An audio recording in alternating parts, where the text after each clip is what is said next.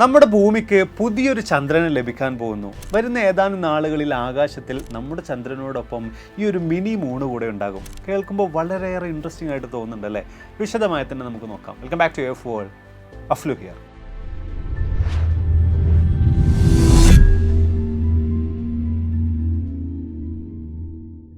ഭൂമിക്കൊരു പുതിയ ചന്ദ്രനെ കൂടെ ലഭിക്കാൻ പോകുന്നു. ഇനി വരുന്ന ഏതാനും നാളുകളിലേക്ക് ആകാശത്തിൽ നമ്മുടെ അമ്പിളി മാമനോടൊപ്പം മറ്റൊരു ചന്ദ്രൻ കൂടെ ഉണ്ടാകും, ഒരു മിനി മൂൺ കൂടെ ഉണ്ടാകും. അങ്ങനെ തുടങ്ങിയിട്ടുള്ള വ്യത്യസ്തമായിട്ടുള്ള ഒരുപാടധികം വാർത്തകൾ ഒരുപക്ഷെ നിങ്ങളുടെയും ശ്രദ്ധയിൽപ്പെട്ടിട്ടുണ്ടാകും.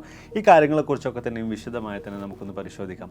നമ്മുടെ സൗരയൂഥം എടുക്കുകയാണെങ്കിൽ അതിൻ്റെ കേന്ദ്ര ബിന്ദുവായിട്ടുള്ള സൂര്യനുണ്ട്, അതിനെ ഭ്രമണം ചെയ്യുന്ന ഗ്രഹങ്ങളുണ്ട്. ഈ ഗ്രഹങ്ങൾക്കൊക്കെ തന്നെയും ഉപഗ്രഹങ്ങളുണ്ട്. ഇവ കൂടാതെ തന്നെ മറ്റു ചില ആളുകൾ കൂടെ നമ്മുടെ ഈ ഒരു സൗരയൂഥത്തിലുണ്ട്, അതിലൂടെ കടന്നു പോകുന്നുണ്ട്. അതുപോലെ തന്നെ സൂര്യനെ ഭ്രമണം ചെയ്തുകൊണ്ടിരിക്കുന്നുണ്ട്. അത് ആസ്ട്രോയിഡ്സ് ആണ്, അഥവാ ചിഹ്ന ഗ്രഹങ്ങളാണ്. വ്യത്യസ്ത തരത്തിലുള്ള, വ്യത്യസ്ത വലുപ്പത്തിലുള്ള, അതുപോലെ തന്നെ വ്യത്യസ്ത വേഗതയിൽ സഞ്ചരിച്ചുകൊണ്ടിരിക്കുന്ന ഒരുപാടധികം ആസ്ട്രോയിഡ്സ്, ആസ്ട്രോയിഡ് ബെൽറ്റ്സ് അല്ലെങ്കിൽ ആസ്ട്രോയിഡിൻ്റെ ഗ്രൂപ്പുകളൊക്കെ തന്നെയും നമ്മുടെ ഈ ഒരു സൗരയൂഥത്തിൽ തന്നെയുണ്ട്. ആ കൂട്ടത്തിൽപ്പെട്ട ഒരു ആസ്ട്രോയിഡ് ബെൽറ്റാണ് അർജുന ആസ്ട്രോയിഡ്സ് എന്ന് പറയുന്നത്.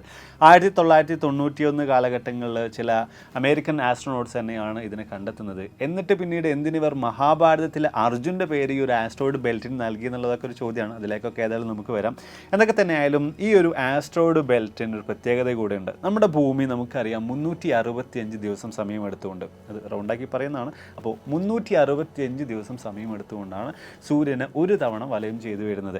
ഇതേ ഒരു രീതിയിൽ തന്നെ ഇതേ ഒരു എർത്ത് ലൈക്ക് ഓർബിറ്റ് സൈക്കിളാണ് നമ്മുടെ ഈ ഒരു അർജുന ആസ്ട്രോയിഡ്സിനുള്ളത്. അഥവാ ഭൂമി വലയം ചെയ്യുന്നത് പോലെ തന്നെ 365 ദിവസം സമയം എടുത്തുകൊണ്ടാണ് ഈ ആസ്ട്രോയിഡ്സ് സൂര്യനെ ഒരു തവണ വലയം ചെയ്യുന്നത്. അപ്പോൾ ഈ ഒരു അർജുന ആസ്ട്രോയിഡ് ബെൽറ്റിൽപ്പെട്ട ഒരു ആസ്ട്രോയിഡാണ്, അഥവാ 2024 PT5 എന്ന് പറയുന്ന ആസ്ട്രോയിഡാണ് നേരെ നമ്മുടെ ഭൂമിയുടെ അടുത്തേക്ക് വന്നുകൊണ്ട് നമ്മുടെ ചന്ദ്രൻ ഭൂമിയെ ഭ്രമണം ചെയ്യുന്നത് പോലെ, വലയം ചെയ്യുന്നത് പോലെ തന്നെ വലയം ചെയ്തുകൊണ്ട് നമുക്കൊരു പുതിയ ചന്ദ്രനായിട്ട് മാറാൻ പോകുന്നത്. ഇവിടെ ഇനി എന്തൊക്കെയാണ് സംഭവിക്കുക, എങ്ങനെയാണ് ഈ കാര്യങ്ങളെക്കുറിച്ചൊക്കെ തന്നെയും കണ്ടെത്തിയിട്ടുള്ളത് എന്നതിനെക്കുറിച്ചൊക്കെ വിശദമായിട്ട് തന്നെ നമ്മൾ പരിശോധിക്കുകയാണെങ്കിൽ, കഴിഞ്ഞ ഓഗസ്റ്റ് 7-ാം തീയതി നാസയുടെ അറ്റ്ലസ് എന്ന് പറയുന്ന വിഭാഗമാണ് ഈ ഒരു കാര്യത്തെക്കുറിച്ച് കണ്ടെത്തിയിട്ടുണ്ടായിരുന്നത്. ഈ അറ്റ്ലസ് എന്ന് പറയുന്നത് astro terrestrial impact last alert system എന്നാണ് അതിൻ്റെ ഒരു ഫുൾ ഫോം വരുന്നത്. അതായത് ഭൂമിയിലേക്ക് കടന്നു വരുന്ന ആസ്ട്രോയിഡ്സ് അത് ഭൂമിക്ക് എന്തെങ്കിലും തരത്തിലുള്ള പ്രശ്നങ്ങൾ ഉണ്ടാക്കുമെന്ന കാര്യങ്ങളെക്കുറിച്ചൊക്കെ തന്നെയും വിശദമായിട്ട് പഠിക്കുന്ന നാസയുടെ ഒരു വിഭാഗമാണ്. അപ്പോൾ ഇവരാണ് ഇത്തരത്തിൽ ഈ ഒരു 2024 PT5 എന്ന് പറയുന്ന ആസ്ട്രോയിഡിനെ കണ്ടെത്തിയത്. ഭൂമിയുടെ ഭാഗത്തേക്ക് വരാൻ പോകുന്നു, അത് ഭൂമിക്ക് ഒരു പുതിയ ചന്ദ്രനായിട്ട് മാറാൻ പോകുന്നു എന്ന് തുടങ്ങിയിട്ടുള്ള കാര്യങ്ങളെക്കുറിച്ചൊക്കെ തന്നെയും വിശദീകരിച്ചിട്ടുള്ളത്. ഇനി അതിനെക്കുറിച്ചാണ് നമ്മൾ കൂടുതലായിട്ട് നോക്കുകയാണെങ്കിൽ, ഈ വരുന്ന സെപ്റ്റംബർ 29-ാം തീയതി ആയിരിക്കും ഈ ഒരു ആസ്ട്രോയിഡ് നമ്മുടെ ഭൂമിയുടെ അടുത്തേക്ക് കടന്നു വരുന്നത്. അത് പ്രധാനമായിട്ട് നോക്കുമ്പോൾ ഭൂമിയുടെ ഗ്രാവിറ്റേഷണൽ പുള്ള് കാരണമായിട്ടാണ് ഭൂമിയുടെ സമീപത്തേക്ക് ഈ ഒരു ആസ്ട്രോയിഡ് കടന്നു വരാൻ പോകുന്നത്. പിന്നീട് അങ്ങോട്ടുള്ള 57 ദിവസം ഭൂമിയുടെ സമീപത്തിലൂടെ തന്നെ ഈ ഒരു ആസ്ട്രോയിഡ് സഞ്ചരിക്കുന്നതായിരിക്കും. അതിനുശേഷം പിന്നീട് നവംബർ 25-ാം തീയതി നേരെ ഭൂമിയുടെ സമീപ പ്രദേശത്ത് നിന്നും നേരെ സ്പേസിലേക്ക് തന്നെ തിരിച്ചു പോകുന്നതായിരിക്കും. അതായത് നമ്മുടെ ചന്ദ്രനെ പോലെ ആയിരിക്കില്ല ഇത് നമ്മുടെ ഭൂമിയെ വലയം ചെയ്യുന്നതിന് പകരമായിട്ട് ഒരു ഹോസ് ഷൂ ഷേപ്പിലായിരിക്കും ഈ ഒരു ആസ്ട്രോയിഡ് കടന്നു പോകുന്നതുകൊണ്ട് ഭൂമിയെ ഒരു തവണ നേരെ ഒന്ന് ചുറ്റിയിട്ട് നേരെ സ്പേസിലേക്ക് തന്നെ വീണ്ടും തിരിച്ചു പോകാനായിട്ട് പോകുന്നത്. പക്ഷേ ഈ പോയ വണ്ടി അതേ രീതിയിൽ തന്നെ തിരിച്ചു വരുന്നതായിരിക്കും. 2055-ൽ ഈ ഒരു മിനി മൂൺ വീണ്ടും നമ്മുടെ ഭൂമിയുടെ അടുത്തേക്ക് വരികയും നമ്മുടെ ചന്ദ്രനെ പോലെ തന്നെ ഭൂമിയെ ഒന്ന് വലയം ചെയ്തുകൊണ്ട് പിന്നെയും കടന്നു പോവുകയും ചെയ്യുന്നതായിരിക്കും. തീർച്ചയായിട്ടും നിങ്ങളുടെ മനസ്സിലേക്ക് വരുന്ന വലിയൊരു ചോദ്യം ഉണ്ടാകും, ഇതൊരു ആസ്ട്രോയിഡ് അല്ല, പിന്നെ എന്തുകൊണ്ട് ഒരു പുതിയ ചന്ദ്രൻ എന്നൊക്കെ പറയുന്നു, എന്തുകൊണ്ടാണ് ഇതിനെ മിനി മൂൺ എന്ന് വിശേഷിപ്പിക്കുന്നത് തുടങ്ങിയിട്ടുള്ള കാര്യങ്ങൾ. ആ കാര്യങ്ങളിലേക്ക് പോകുന്നതിന് മുമ്പായിട്ട് എന്തുകൊണ്ട് ഇതിനെ 2024 PT5 എന്ന് വിളിക്കുന്നു എന്ന കാര്യത്തെക്കുറിച്ച് ഞാൻ വിശദീകരിക്കാം. ഈ 2024 എന്നുള്ളത് തീർച്ചയായിട്ടും നിങ്ങൾക്ക് മനസ്സിലായിട്ടുണ്ടാകും, ഇതിനെ കണ്ടെത്തിയിട്ടുള്ള വർഷമാണ്. അതേപോലെ ഇനി P എന്ന് പറയുന്ന ലെറ്റർ എടുക്കുകയാണെന്നുണ്ടെങ്കിൽ ഏത് മാസത്തിലാണ് ഇത് കണ്ടെത്തിയത് എന്നതിനനുസരിച്ചിട്ടാണ് ആദ്യത്തെ ആ ലെറ്റർ വരുന്നത്. അതായത് ജനുവരി മാസത്തിലെ ആദ്യ പകുതിയിലാണ് നമ്മൾ ഈ ഒരു ആസ്ട്രോയിഡിനെ കണ്ടെത്തുന്നതെങ്കിൽ നമ്മൾ ഈ ഒരു Pക്ക് പകരം അവിടെ ഉപയോഗിക്കുക A എന്ന ലെറ്റർ ആയിരിക്കും. ഇനി രണ്ടാമത്തെ പകുതിയിലാണ്, ജനുവരിയുടെ രണ്ടാമത്തെ പകുതിയിലാണ് ഇതിനെ കണ്ടെത്തിയിട്ടുള്ളതെങ്കിൽ നമ്മൾ അവിടെ ചേർക്കുന്നത് B എന്ന് പറയുന്ന ലെറ്റർ ആയിരിക്കും. അങ്ങനെയാണ് ഓഗസ്റ്റ് മാസം കണ്ടെത്തിയത് കാരണമായിട്ട് P എന്ന് പറയുന്ന ലെറ്റർ ഇവിടെ നമ്മൾ ഉപയോഗിച്ചിട്ടുള്ളത്.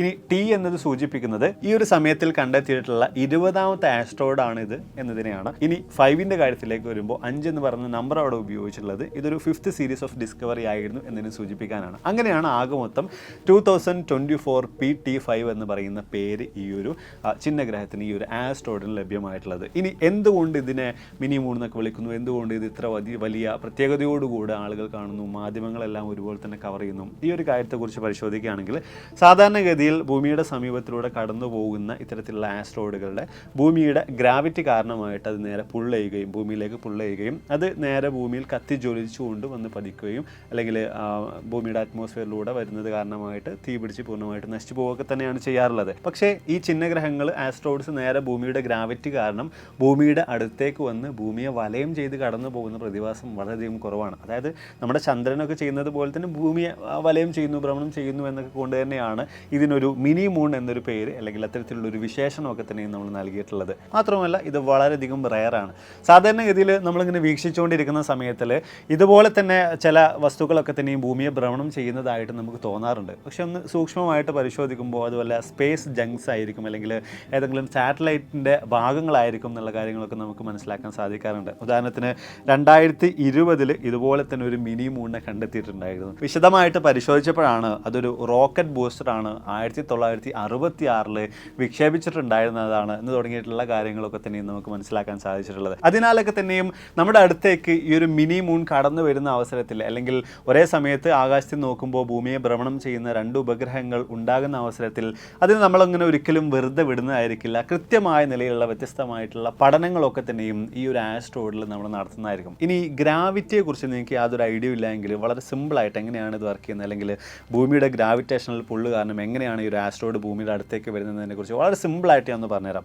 നമ്മുടെ ഈ ഒരു സ്പേസിന് നമ്മൾ സാധാരണഗതിയിൽ ഈ ഒരു ഗ്രാവിറ്റിയെ വിശദീകരിക്കാൻ നമ്മൾ എടുക്കുന്നത് ഒരു പരവതാനി പോലെ ആയിട്ടാണ്. അപ്പോൾ ഒരു പരവതാനി അതിൻ്റെ മധ്യഭാഗത്തായിട്ട് നമ്മുടെ സൗരയൂഥത്തിൻ്റെ കേന്ദ്ര ബിന്ദുവായിട്ടുള്ള ഏറ്റവും മാസ് കൂടിയിട്ടുള്ള സൂര്യനുണ്ട്. അതവിടെ ഒരു കുഴി, ആ ഒരു പരവതാനിയിൽ ഒരു കുഴി പോലെ സൃഷ്ടിക്കുന്നുണ്ട്. അത് തന്നെയാണ് അതിൻ്റെ ഗ്രാവിറ്റി. തൊട്ടടുത്ത് അപ്പുറപ്പുറമൊക്കെ ആയിട്ട് ആ ഒരു ഗ്രാവിറ്റി കാരണമായിട്ട് ഏതാനും ഗ്രഹങ്ങൾ ഈ ഒരു സൂര്യൻ എന്ന് പറയുന്ന നക്ഷത്രത്തെ വലയം ചെയ്തുകൊണ്ടിരിക്കുന്നുണ്ട്. അതിൽ തന്നെ ഈ ഓരോ ഗ്രഹങ്ങളും ഓരോ ഗ്രാവിറ്റി ഉണ്ടാക്കുന്നുണ്ട് അല്ലെങ്കിൽ ഓരോ ചെറിയ കുഴികൾ ആ ഒരു പരവതാനിയിൽ സൃഷ്ടിക്കുന്നുണ്ട്. അപ്പോൾ അതിനെ ചുറ്റിപ്പറ്റിയിട്ടുള്ള ചെറിയ ചെറിയ ഉപഗ്രഹങ്ങളൊക്കെ തന്നെയും ഈ ഗ്രാവിറ്റി കാരണം ആ ഗ്രഹങ്ങളെ വലയം ചെയ്യുന്നുണ്ട്. അപ്പോൾ ഇങ്ങനെയാണ് മൊത്തത്തിൽ ഈ ഒരു ഗ്രാവിറ്റി നമ്മുടെ സ്പേസിൽ വർക്ക് ചെയ്തുകൊണ്ടിരിക്കുന്നത്. അപ്പോൾ ഇതുപോലെ തന്നെ ഈ ഒരു സ്പേസിൽ നമ്മുടെ ഗ്രഹമായിട്ടുള്ള ഭൂമി സൃഷ്ടിച്ചിട്ടുള്ള ആ ഒരു കുഴി അല്ലെങ്കിൽ ആ ഒരു ഗ്രാവിറ്റി കാരണം തന്നെയാണ് സ്പേസിലൂടെ സഞ്ചരിച്ചിട്ടുണ്ടായിരുന്ന അല്ലെങ്കിൽ നമ്മുടെ സൗരയൂഥത്തിനകത്തൂടെ സഞ്ചരിച്ചിട്ടുണ്ടായിരുന്ന ഈ ഒരു ആസ്ട്രോയിഡ് നമ്മുടെ ഭൂമിയുടെ അടുത്തേക്ക് കടന്നു വരുന്നതും ഭൂമിയെ ചെറുതായിട്ടൊന്നും വലയം ചെയ്തുകൊണ്ട് പോകാൻ പോകുന്നതൊക്കെ തന്നെ. നിലവിലെ സാഹചര്യത്തിൽ ഏതായാലും നമ്മൾ ഈ ഒരു ആസ്ട്രോയിഡിനെ കുറിച്ച് കൂടുതലായിട്ട് പഠിക്കുമെങ്കിലും അടുത്ത തവണ ഈ ഒരു ആസ്ട്രോയിഡ് ഭൂമിയുടെ അടുത്തേക്ക് കടന്നു വരുമ്പോൾ നമ്മൾ അതിനങ്ങനെ വെറുതെ ഏതായാലും വിടുന്നതായിരിക്കില്ല. പ്രധാനമായിട്ടും നമ്മൾ ഒരു പക്ഷേ അവിടെ ചെയ്യാൻ പോകുന്ന കാര്യം, അതായത് 2055 ചെയ്യാൻ പോകുന്ന ഒരു കാര്യം എന്ന് പറയുന്നത് ആസ്ട്രോയിഡ് മൈനിങ് ആണ്. ആ ഒരു കാര്യത്തെക്കുറിച്ചുള്ള വ്യത്യസ്ത തരത്തിലുള്ള പഠനങ്ങളും മറ്റുമൊക്കെ ഇപ്പോൾ തന്നെ നടന്നുകൊണ്ടിരിക്കുന്നുണ്ട്. അതായത് ഈ ആസ്ട്രോയിഡുകളിലൊക്കെ തന്നെയും വിലപിടിപ്പുള്ള ഒരുപാട്, അതായത് റെയർ ആയിട്ടുള്ള ഒരുപാട് ധാതുക്കളും മെറ്റീരിയൽസും ഒക്കെ തന്നെയും അവൈലബിൾ ആണ് അല്ലെങ്കിൽ അടങ്ങിയിട്ടുണ്ട്. അപ്പോൾ ഇതൊക്കെ തന്നെയും അവിടെ നിന്നുകൊണ്ട് മൈൻ ചെയ്ത് ഭൂമിയിലേക്ക് എത്തിക്കുകയാണെന്നുണ്ടെങ്കിൽ തീർച്ചയായിട്ടും അത് നമുക്ക് വലിയ തോതിൽ തന്നെ ഉപകാരപ്പെടുന്ന ഒരു കാര്യമായിട്ട് മാറുന്നുണ്ട്.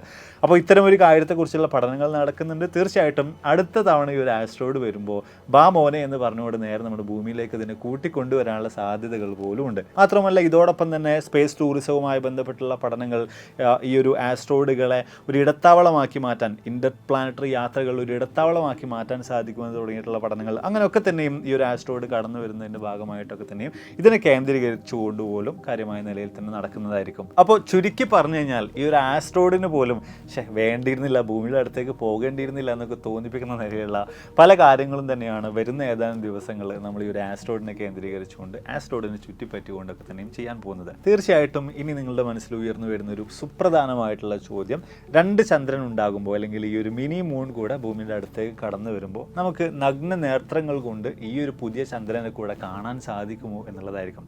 പക്ഷെ അതിൻ്റെ ഒരു മറുപടി എന്ന് പറയുന്നത് ഇല്ല എന്നുള്ളതാണ്. ഈ ഒരു ചിഹ്നഗ്രഹത്തിൻ്റെ ആകമൊത്തം വലുപ്പം വരുന്നത് 33 ഫീറ്റാണ്, അഥവാ 10 മീറ്റർ. അപ്പോൾ നമ്മുടെ ചന്ദ്രനുമായിട്ടൊക്കെ കമ്പയർ ചെയ്ത് നോക്കുമ്പോൾ കമ്പയർ ചെയ്യാനൊന്നുമില്ല, അത്രയും ചെറുതാണ്. അപ്പോൾ അതിനാലൊക്കെ തന്നെയും ടെലസ്കോപ്പുകൾ ഉപയോഗിച്ചുകൊണ്ട് വളരെ സൂക്ഷ്മമായിട്ട് നിരീക്ഷിച്ച് കഴിഞ്ഞാൽ മാത്രമേ ഭൂമിയെ വലയം ചെയ്തുകൊണ്ടിരിക്കുന്ന ഈ കുഞ്ഞു ചന്ദ്രനെ നമുക്കപ്പോൾ കാണാനായിട്ട് സാധിക്കുകയുള്ളൂ. അപ്പോൾ എന്തായാലും നമ്മൾ വീഡിയോസോട് വൈൻഡപ്പിയാണ്. വീഡിയോ തീർച്ചയായിട്ടും നിങ്ങൾക്ക് ഇൻട്രസ്റ്റിംഗ് ആയി കാണുമെന്ന് വിചാരിക്കുന്നു.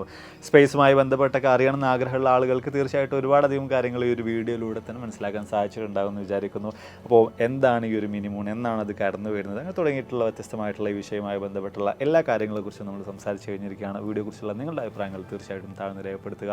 അതോടൊപ്പം തന്നെ നിലവിലെ സാഹചര്യത്തിൽ ഈ ഒരു മിനി മൂൺ ഇവിടെ വന്നിട്ട് തിരിച്ചു പോയി കഴിഞ്ഞാലും 2055 രീതിയിൽ നമ്മുടെ അടുത്തേക്ക് വീണ്ടും വരാൻ പോവുകയാണ്.